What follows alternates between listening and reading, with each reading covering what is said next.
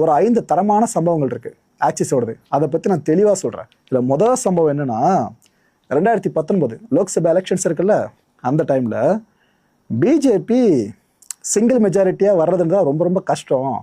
அவங்களால இந்த இடத்த பிடிக்கிறது ரொம்ப ரொம்ப டஃப்பு, இல்லைப்பா வாய்ப்பு ரொம்ப குறைவுன்ற மாதிரி பெரும்பாலான போல்ஸில் சொல்லியிருந்தாங்க.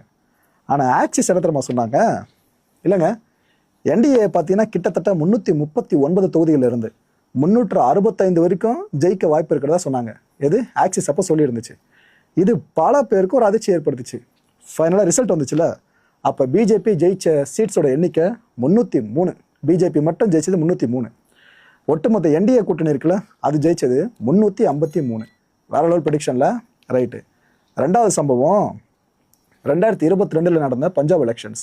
அந்த டைமில் நிறைய பேரும் சொன்னது, ஏங்க தொங்கும் சட்டசபை தாங்க அமைய போகுது, எந்த ஒரு கட்சிக்கும் கண்டிப்பாக பெரும்பான்மை கிடைக்காது அப்படின்னு சொன்னாங்க. மெஜாரிட்டி போல்ஸில் அதை தான் சொல்லியிருந்தாங்க. ஆனால் இப்போ ஆக்சிஸ் இடத்துல அடிச்சு சொன்னாங்க, இந்த ஆம் ஆத்மி பார்ட்டி இருக்குல்ல, அவங்க 76 சீட்ஸில் இருந்து 90 சீட்ஸ் வரைக்கும் அடிக்க போகிறாங்க பாருங்க அப்படின்னாங்க. ஆனால் ஆக்சிஸ் சொன்னது நடந்துச்சு. ஆம் ஆத்மி 92 சீட்ஸ் அடிச்சாங்க. மூணாவது விஷயத்த சொல்கிறேன்.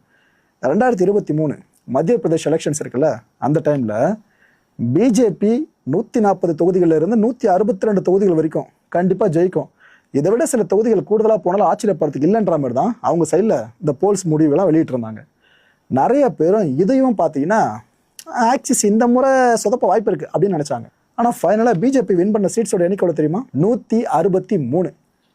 ஆக்சிஸ் சொன்னது எவ்வளோ? அதிகபட்சம் 162ன்னு சொன்னாங்க. கரெக்டாக ஒரு சீட் எக்ஸ்ட்ரா உள்ள ஆட் ஆகி 163 சீட்ஸ் அவங்க ஜெயிச்சிருந்தாங்க.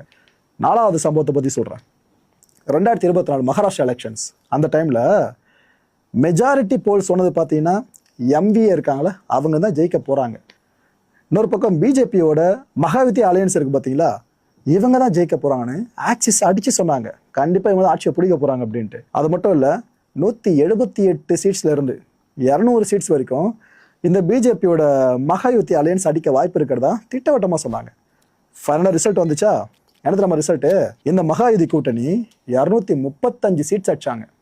இதில் அல்டிமேட்டாக ஒரு சம்பவத்தை பற்றி சொல்கிறேன். 2025 போன வருஷம் டெல்லி எலெக்ஷன்ஸ் இருக்குல்ல, டைமில் ஆக்சிஸ் என்ன நம்ம சொன்னாங்க, ஏங்க நீங்கள் வேற, பிஜேபி 45 55 சீட்ஸ் வரைக்கும் ஜெயிக்க வந்தாங்க.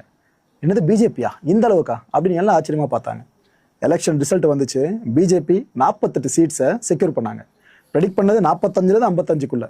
கரெக்டாக பார்த்தீங்கன்னா மிடில் 48ல் ஃபினிஷ் பண்ணியிருந்தாங்க. இந்த அளவுக்கு துல்லியமாக கணிச்சாங்க.